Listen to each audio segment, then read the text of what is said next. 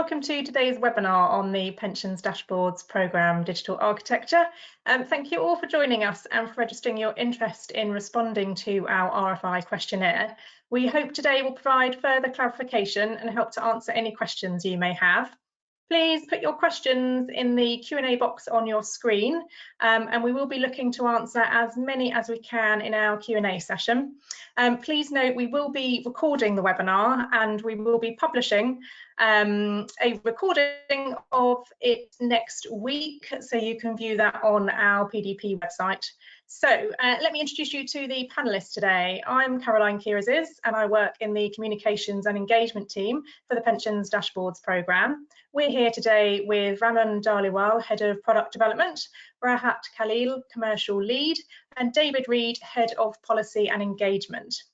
To get things started, I'm going to pass over to David to give us an introduction.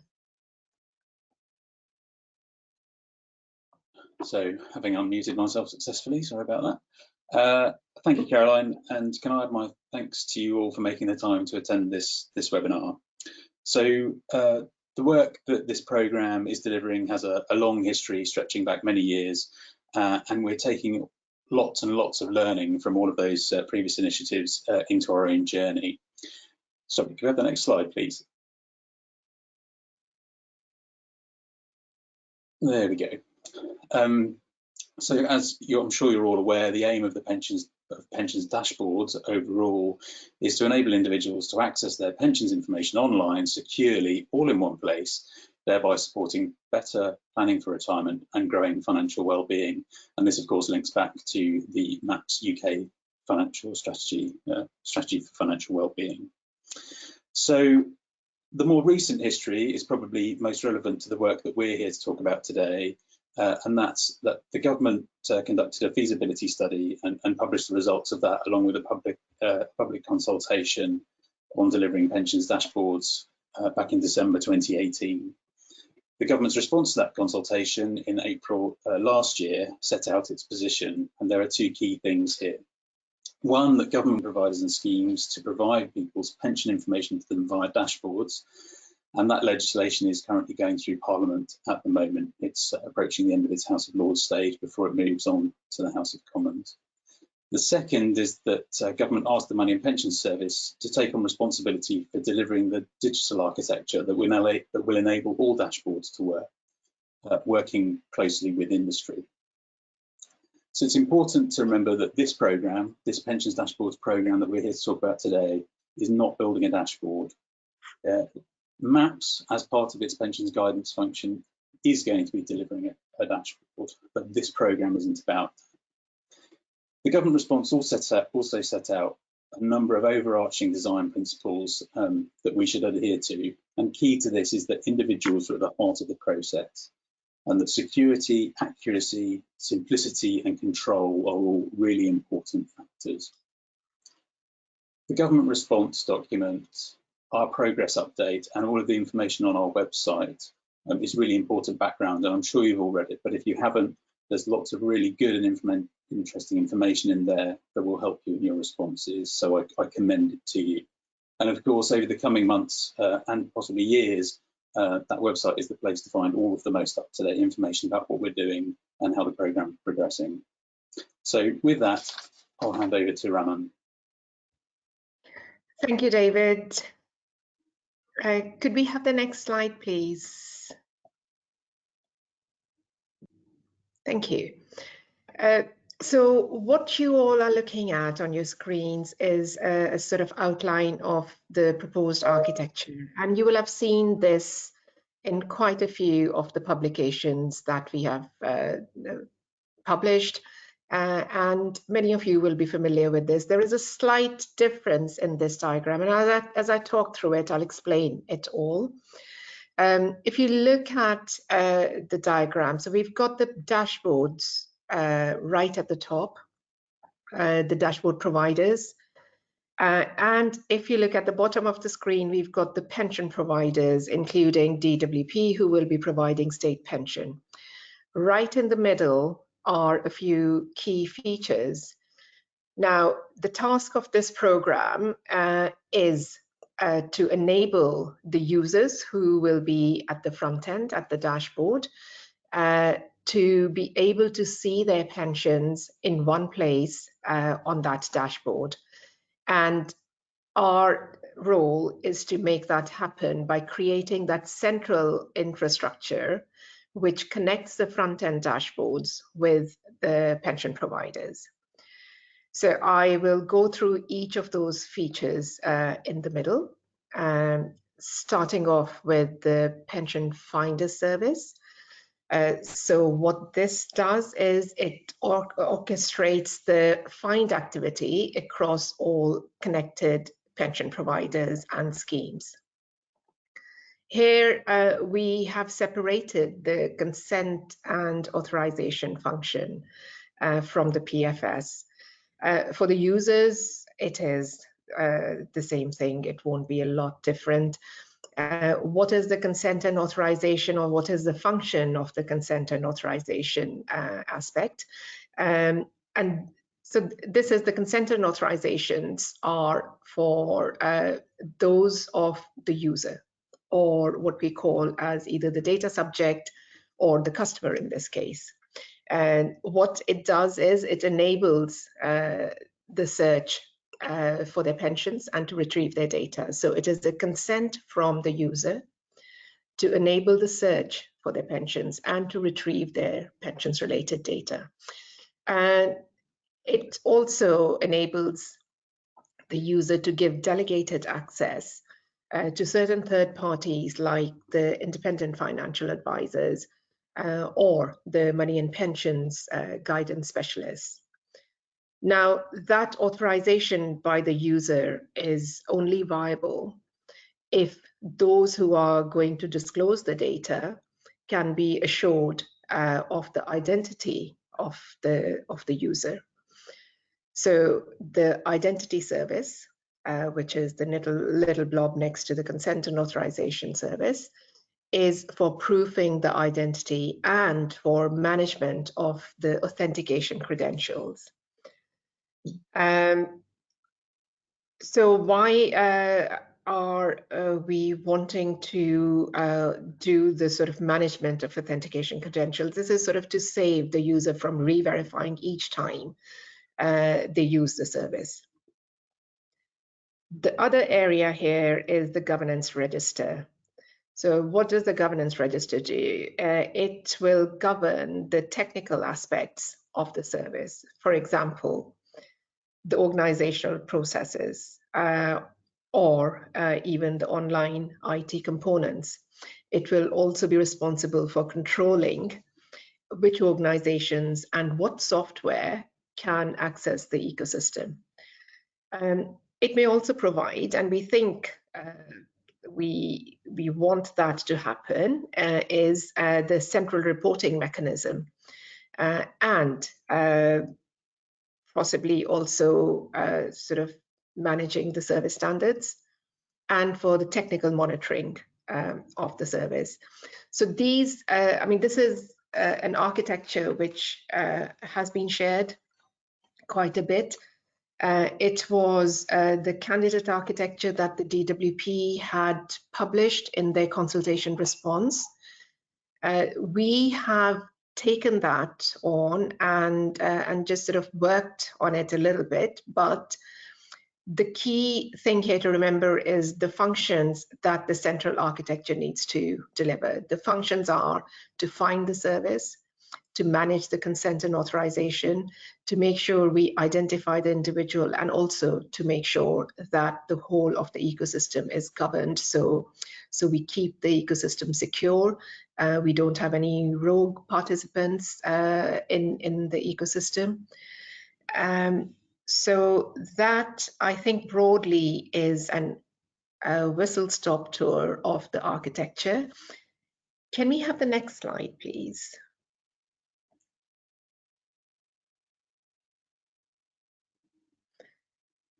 So the next slide gives you a very high-level overview of the stages, and just to explain to you where we are.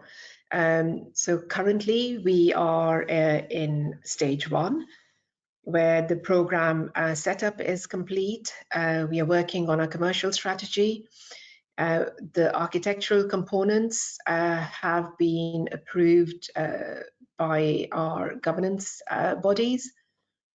And we are starting engagement with the dashboard providers, with the pension providers, and starting to think about what are the standards that we require for the data, from the data perspective. How do we engage with the dashboard providers to understand service standards and the user needs, etc. And as you know, we have started our procurement process through this market engagement, and the next stage will be sort of going into the full procurement. Once we have procured the organizations to deliver the central architecture for us, we will go into a short alpha phase to test some of the aspects which were not tested before.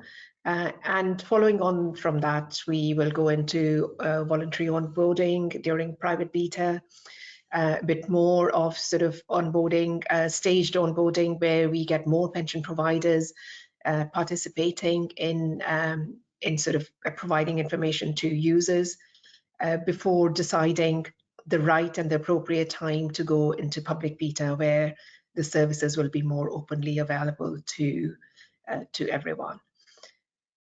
On that note, I am going to pass you on to Rahat to take you through the procurement process. Thank you, Raman. Can we move on to the next slide, please? So we've just set out broadly the objectives of this market engagement, pre-tender market engagement exercise that we've just commenced. So the purpose of this is to brief our suppliers and pensions industry organisations who are interested in potentially bidding for the future digital architecture procurement opportunity, and as mentioned in our RFI supporting documentation. So this market engagement process focuses on the pension finder service and governance register only. We're looking to engage openly and transparently in a fair and equal manner with all suppliers who may be capable and interested in bidding, and who may already have the technical components all available within the marketplace. So we're just using this process to identify and ascertain who the suppliers are, and this will in turn help us to complete our commercial strategy and for it to be better informed. So we actually go out to market for a fit for purpose solution, and everything is covered. And it is, of course, a two-way process. So we're inviting suppliers to engage with us and let us know their early thoughts and if there's any improvements we could make. So we wanted to provide as much information to give you a flavour of what we're looking to do. So as part of this process, we issued a market engagement notice, which you've all seen. We approached it in a tandem approach, as in we advertise via Contracts Finder, which is the government portal for all contracting opportunities over £10,000. And also because of the huge amount of interest we've been receiving in the pensions dashboards programme, we wanted to actually offer the opportunity to other suppliers to engage with us who may not be available on the government digital framework agreements, which is the compliant route to market. So we just want to ensure that we do as much engagement as possible prior to launching any formal competitive procurement exercise. Thank you. Next slide.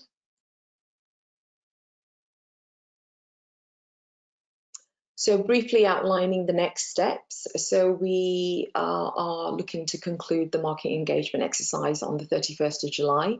So the RFI questionnaire responses deadline is 5 p.m. close of business on Friday the 31st of July. Throughout August, we will collate and review the responses. And now bearing in mind, we're not going to be using this questionnaire to pre-select, or it's not going to be scored. that will form a part of the formal competitive procurement exercise. So this is just information gathering and a market intelligence exercise to identify the key suppliers in the market who may be interested. So we will collate the responses throughout August and looking to advise on our final route to market for the pension finder service and governance register during September, possibly October. And as mentioned in the supporting document, we're looking to undertake a separate market engagement exercise for the identity verification service. And that's at this stage envisaged to take place in November 2020. And we're looking to commence the formal procurement for the pension finder service and governance register in autumn of this year. Next slide, please. Thank you, Rahat. That brings us on to our questions. So we now have just over an hour to answer some of your questions. Thank you to those that have pre-submitted some questions to us in advance. A number of the questions that we have received relate specifically to questions in the RFI, which is available to view on our website. So for efficiency purposes, I won't be repeating the questions themselves. I'll be referring to them by the question number. Let's have a look at some of the questions. So the first one, are you able to share outputs of the discovery phase? One for Raman, I believe. Thank you, Caroline.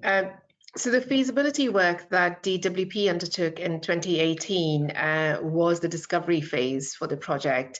DWP then led a consultation exercise and they published their response to the consultation in April 29. You will find the link in the papers that accompanied the RFI questionnaire. So that is sort of the product of the discovery phase. Thank you, Caroline. The programme advises that the proposed digital architecture will enable multiple parties to be connected in a secure ecosystem that delivers for individuals. The ecosystem diagram shows at a high level the different parties involved and how they are connected.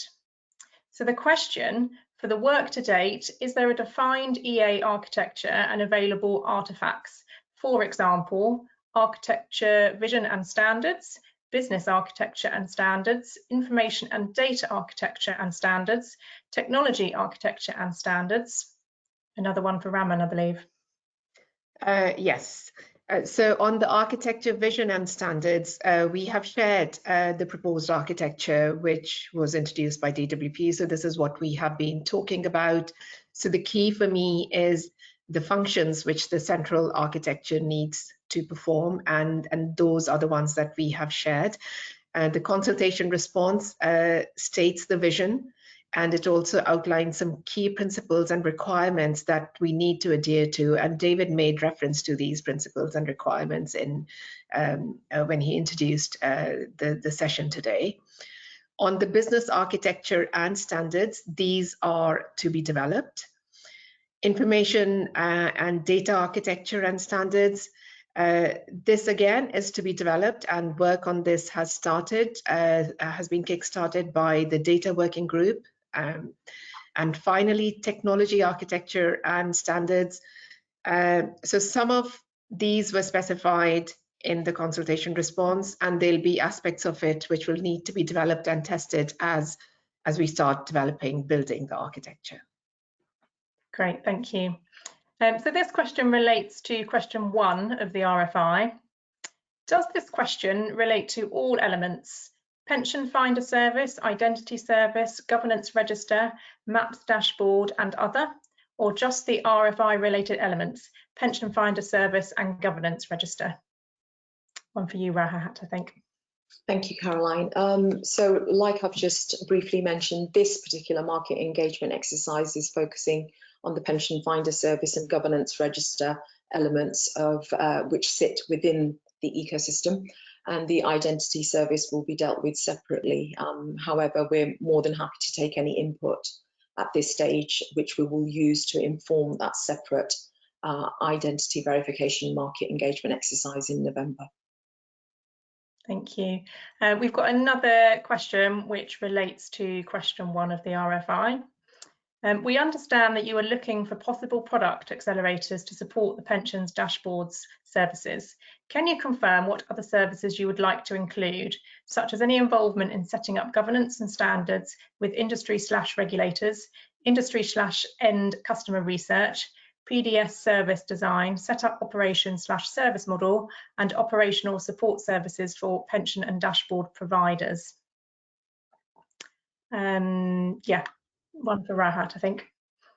Thank you, Caroline.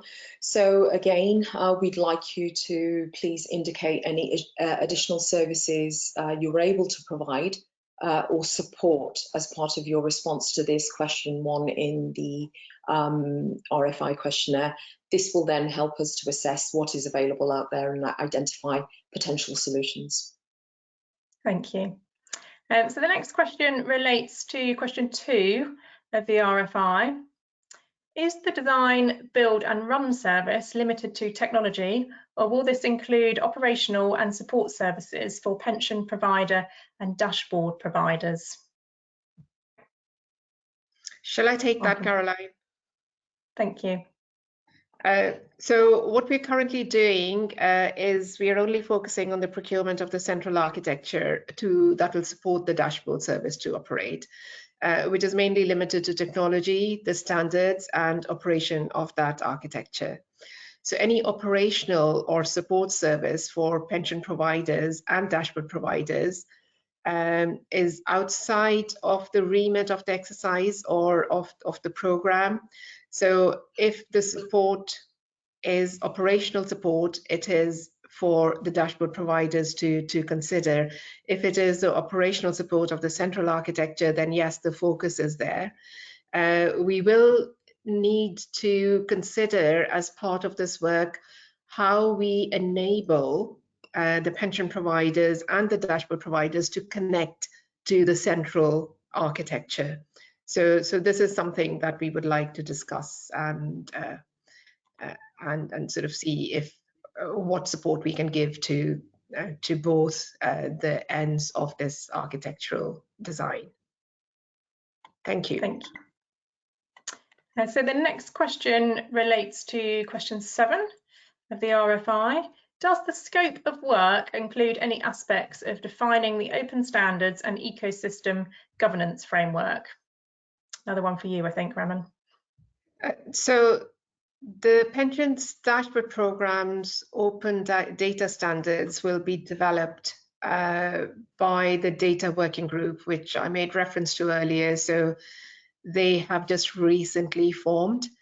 And this work, these standards will be developed in close collaboration with pension providers and schemes. The ecosystem governance framework will also be developed in due course.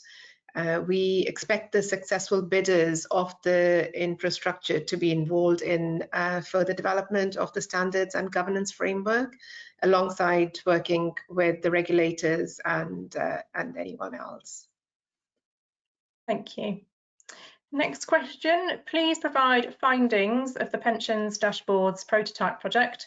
For example, has the ABI prototype been built as an evolutionary prototype built on a target state technology architecture? Rahat, would you like to take this one? Thank you, Caroline.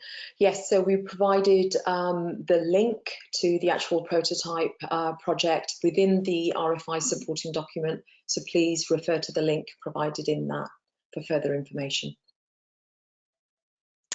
And another one still relating to question 7.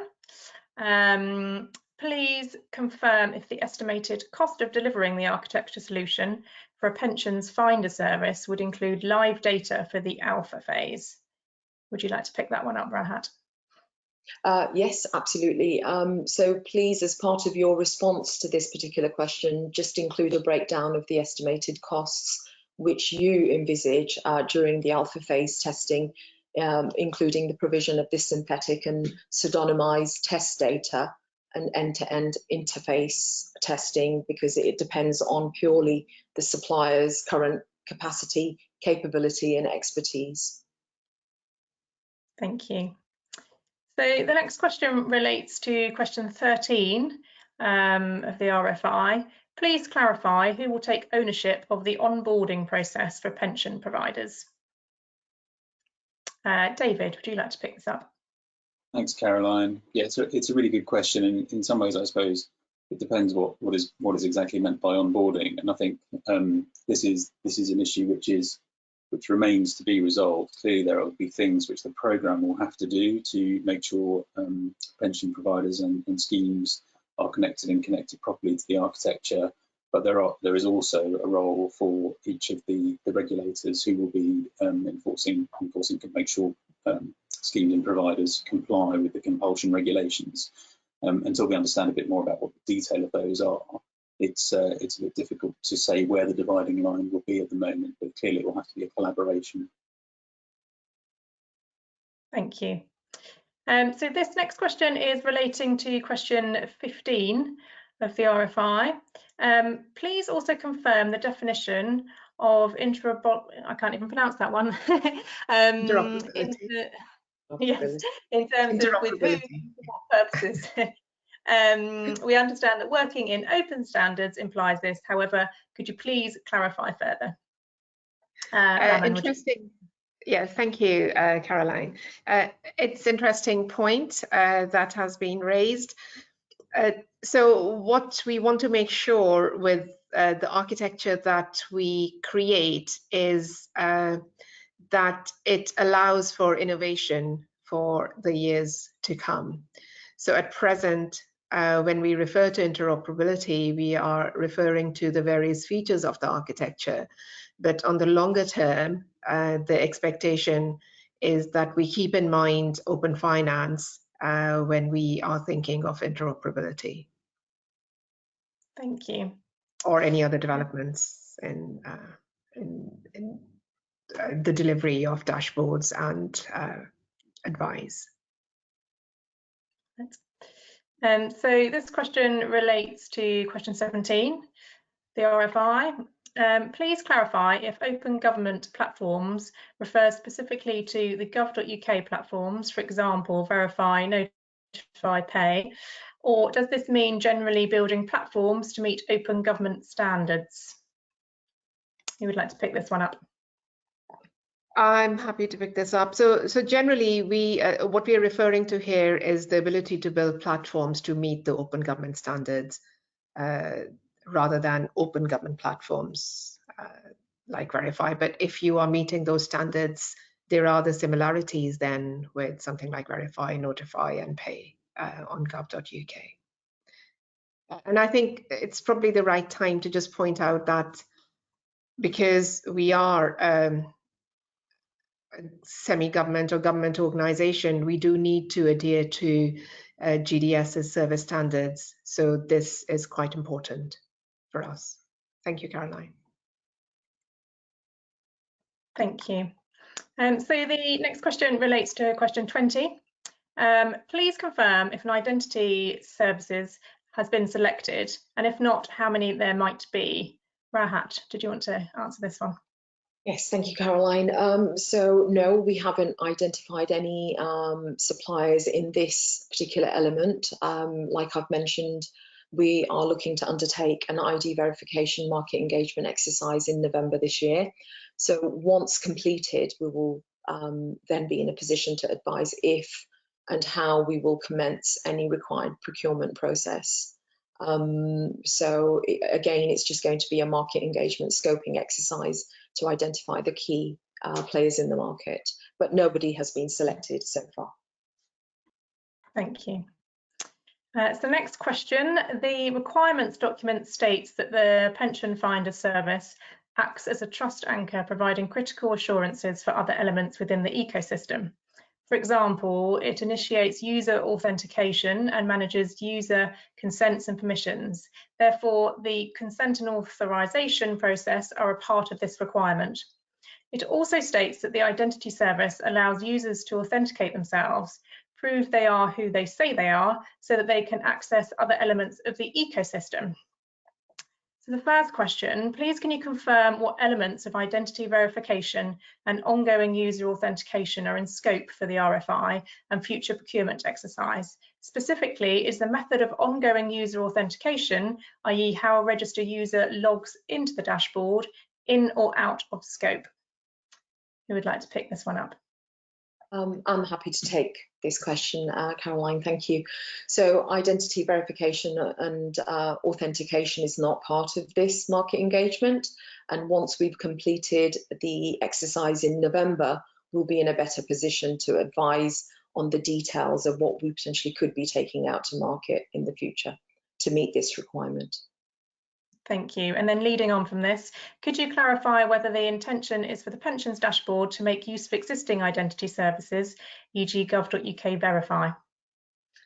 So again, no decisions have been made. We will undertake the market engagement and then ascertain the information gathered during that process and be in a position to advise during that separate exercise. Thank you. So the next question, is there a preference at this stage for the PDP digital architecture to be provided as a completely managed solution or delivered into an existing internal data center / cloud infrastructure? Who would like to pick this one up for me? Let me try this one, and if we need to come back to it, we will do that. That's fine. I'll just add here as well that we will be providing the answers and the responses and publishing those on the website. So if we don't get round to responding in full today, we can publish that next week. Thank you, Raman. Okay. So what I just want to say on this one was that this digital architecture can be delivered and managed on a government digital service standards, or will be managed on a government digital service standard compliant infrastructure. Yes, I think we'll pick this up separately. No problem. Can you please comment on the anticipated timescales for all envisioned elements / phases of the project? Yeah, sorry, Raman. So yes, we've got a slide on this that we can talk through and give an overview later on during this session. Perfect, thank you. Is there a vision to create a standardised format for incoming data streams from the UK's 43,000 pension provider sources? And if so, is there a vision to mandate preparedness and connection with this format, and in what timescales? Who would like to pick this one up, David or Raman? Shall I take that one? So yes, I mean, we've in terms of a standardised format, we've published two working papers, one on data scope and data definitions, and on Monday this week we launched a formal call for input on those, and so those are aimed at defining what the pensions information, what data items it is that every pension scheme provider will be required once they're mandated to be connected to this infrastructure. In terms of timescales, not at the moment, I'm afraid. Thank you. Our understanding is that the desired infrastructure will ideally store no personally identifiable information and act purely as an information exchange, connecting independent pension dashboards with the pension provider community. Would any consideration be given to using the new central digital architecture to store customer consented information if taking that approach could be shown to offer a broader set of services to end customers and the chance for a more successful level of end user adoption? Raman, would you like to pick this one up? Yes, I'll pick that up. So the central architecture, the central digital architecture, which the Pensions Dashboard Programme is creating, will not hold any customer related personal information.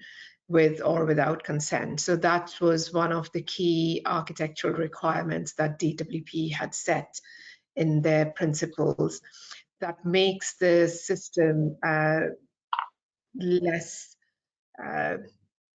so it makes it more secure and less viable to sort of cyber attacks, etc. So at this point in time, no, our intention is not to hold any data, whether it is with the consent of the user or without. Thank you. Okay, so the next question is for David. So David, the aim previously included the phrase, in a place of their choice. Is this a deliberate omission or a change in policy following amendments proposed in Parliament? No, it's not a change in policy. The government's policy is still that there should be multiple dashboards. So and a maps dashboard will be one of them. You're referring obviously to the amendment that was made in a report stage in the House of Lords to say that the opposition amendment to say the maps dashboard should be in operation for 12 months before other dashboards. But there's still the intention to create the architecture for many dashboards, and government's policy is still that that should be the case, to make them available to as many people as possible in places where they already go. Thank you. Next question, does this structure mean that all dashboards and all pension providers have to use the same system to send the requests for data and the customer's data to the receiving party? If so, surely this will be an uncompetitive system which is likely to drive up costs and drive down efficiencies. So I am not clear sort of what we mean by the same systems. We are talking about APIs for sharing or transfer of information between the dashboard service, between the dashboard to the central infrastructure, and from the central infrastructure with the pension providers. So it isn't, it's a system that is widely used everywhere for information transfer, but we are happy to get sort of further any further questions on this too, if they want to, if sort of the people who asked the question, if they want to clarify what particular aspects are going to add to the costs by having this standard approach.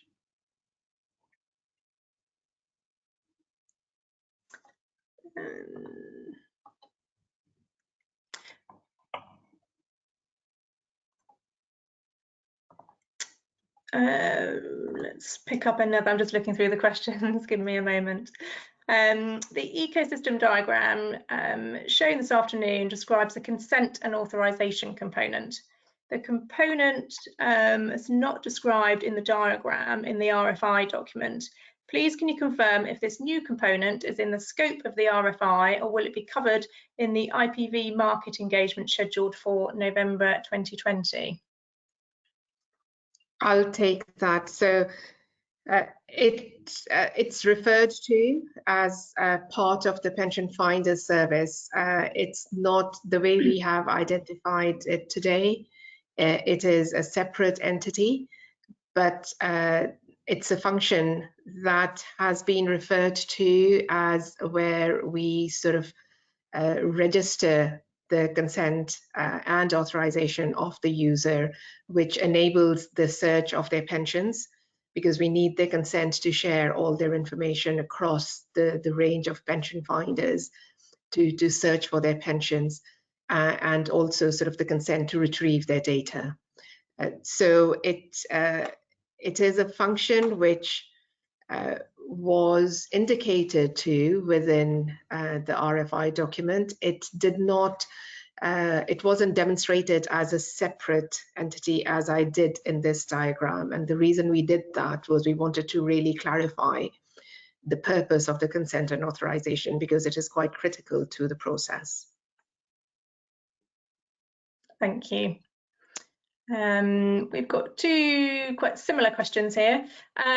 What is the expected duration of the formal procurement exercise, and what is the target date for the alpha to commence?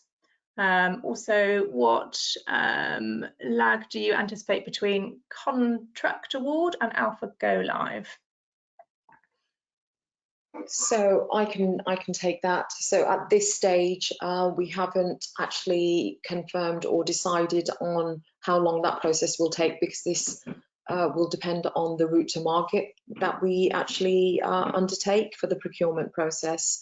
So the default route to market for all digital project requirements in the public sector and within government is via the Crown Commercial Service framework agreements. And that's a slightly shorter further competition procurement exercise rather than a full-blown European tender process, which would take up to 18 months. So at this stage, we can't advise. Further clarity will be provided post the market engagement exercise concluding, and once we've gathered all the information from suppliers who are participating in this process. Thank you. If consent and authorization being held in PFS, will this not hold personal data to be able to identify them? Sorry, could you read that again? If consent and authorization being held in PFS, will this not hold personal data to be able to identify them? So this is during the moment of activity. So the consent and authorization service, our current thinking is that it should be independent of the pension finder service as well. So if you do that, then you are sort of separating out the functions of find and consent and authorization. So the data is not held there in the sense it is not stored there, it isn't cached there. It will be needed, we will need to hold it to find the individual. So it's like the moment the individual is logged on, it's the activity that is taking place at that point in time. The individual goes to a sort of dashboard, requests for their pensions, and at that time you do need to so the information passes through, but it isn't cached. That's what I mean. Thank you. I'm just going to give it a couple of minutes in case anybody else has further questions.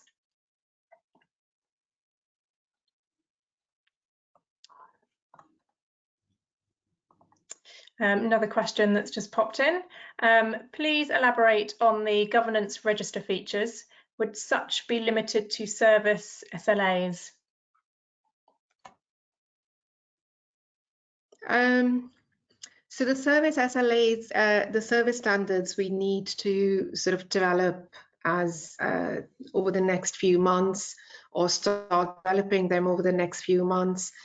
Yes, they could hold the service standards. So how do we measure if the service is working properly, and what are the challenges we are facing? So potentially the service standard monitoring could take place within the government governance register, along with sort of governing who is participating within the ecosystem. Thank you. Another key aspect here is also management information. So for me, the service standard and management information are quite closely linked, and we will need a mechanism to make sure we are able to sort of assess if it's working properly. Can I just elaborate on just confirmed? So yes, any service level agreements will be covered under the formal contract documentation. So everything will be clearly set out when we go out to tender for this particular requirement. And it will be covered under the contract management process. Thank you, Rahat. Another question, is the proposal that there are 43,000 APIs that share the member data with the providers 43,000 times to establish if there is a match? If that not a security risk. 2, equal or higher than having a central database of minimum data.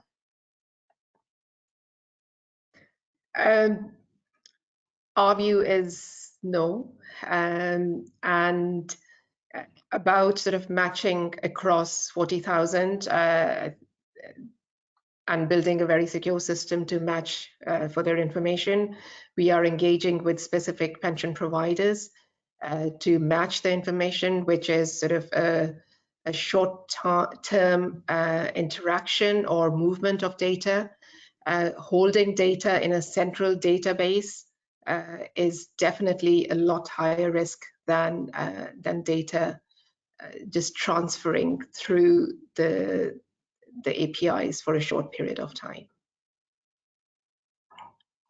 Can I just add something quickly to that, Caroline? So Sure. I think we also anticipate that, and the government's consultation response anticipated that not every one of those 43,000 schemes and providers would be wanting to deal with the find requests themselves, and this concept of an integrated service provider was mooted in that consultation response, that function would be contracted out by lots of those schemes as a managed service, and so it might not be 43. People don't anticipate it to be 43,000 endpoints. And that's correct, yeah. Thank you both. Third question, which aspects of the 3 services, pension finder, consent and authentication, will be governed with the governance register? Can you read that again, Caroline?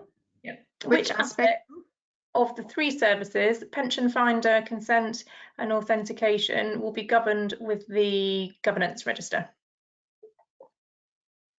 The governance register will govern the whole sort of the operation of the service. So it will govern the technical aspects of the whole service, the organizational processes, and also all the online IT components. So the governance register just sort of governs the whole of the ecosystem, all the participants, sort of with the internal the bits that the PDP are building alongside what are the dashboards that are engaging with the central architecture, the pension providers that are engaging with the central architecture. So it governs, the intention is for it to make sure that we are able to govern the whole architecture ecosystem altogether.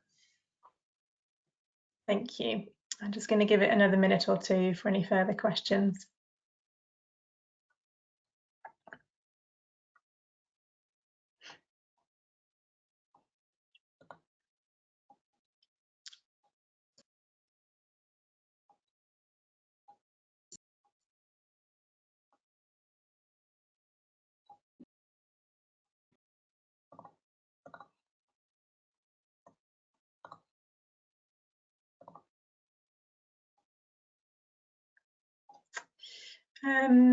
Questions just come in. Would PDP be responsible for assessing data quality of the pension scheme service? David, do you want to take that? I think the answer is no. There are existing requirements about data quality, and as data controllers, those pension schemes and providers should be adhering to those already. So the other thing is that with the requirement that no pensions information passes through the central architecture, we wouldn't be envisaging as a programme having access to or seeing any of that data, and nor would a front-end dashboard for that matter. So the only people who have access to the data are the data controller and the data subject, and the data controller is the one who's responsible for quality.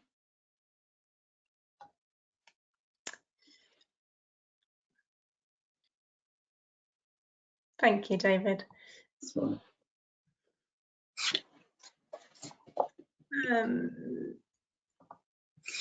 we have some additional questions leading on from that. Does that mean that the data will be shared with companies where a match is not found? Have you considered the risk and control of the data being sent to a company where there is no match, and then what is done with the data and how the end user has control of their data?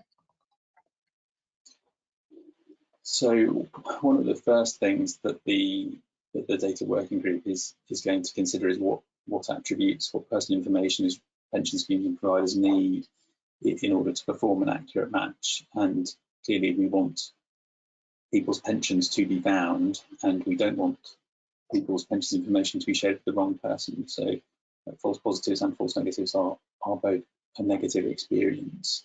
And so that conversation is ongoing about what data is needed to perform the most accurate match possible.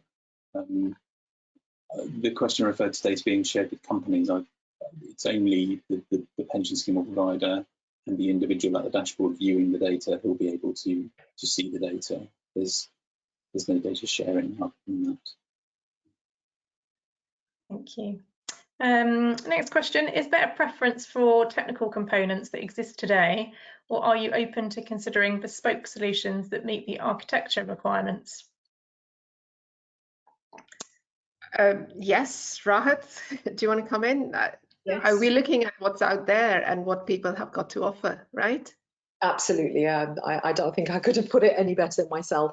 So we just want the suppliers to be able to identify what's actually available, what you can provide, where your areas of expertise are, where you've potentially delivered similar services and solutions. So yes, we're open to receiving this information. Thank you. Next question, will the successful supplier of the PDP infrastructure be allowed to offer commercial front-end dashboards and or an ISP service solution?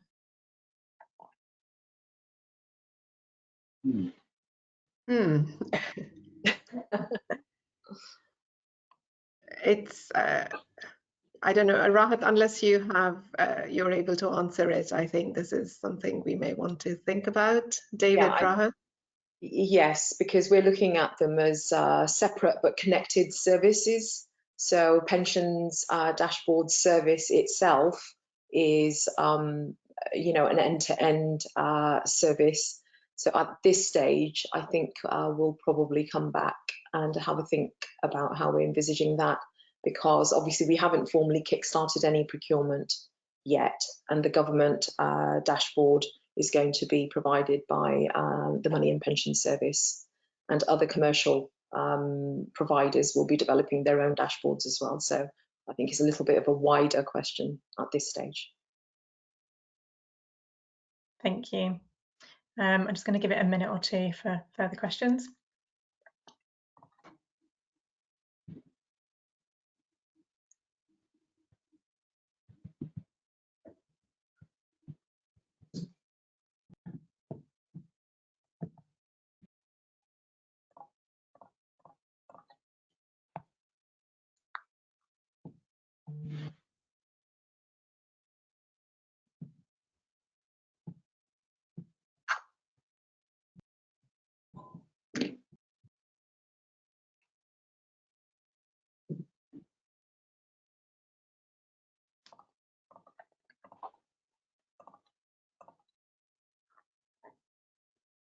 I'll just give it one more minute in case anything else pops in.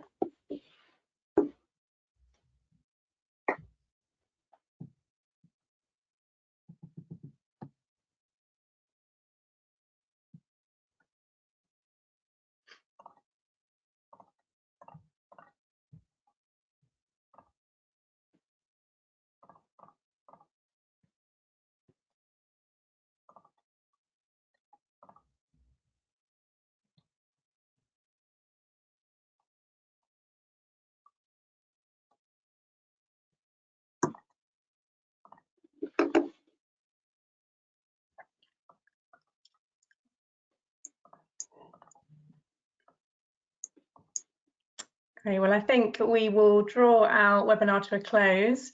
Thank you for everybody's questions. We hope you found it really useful. I know there are a number of a few questions there that we can respond to and we'll publish on our website. So if you didn't have a chance to ask your question or you think of something afterwards, we will obviously sort of publish responses on the website along with a recording of this webinar next week. So many thanks for joining us today, for listening and asking your questions. We hope you found it useful, and hopefully we'll see you all again soon. Thank you. Thank you. Thank you, everybody.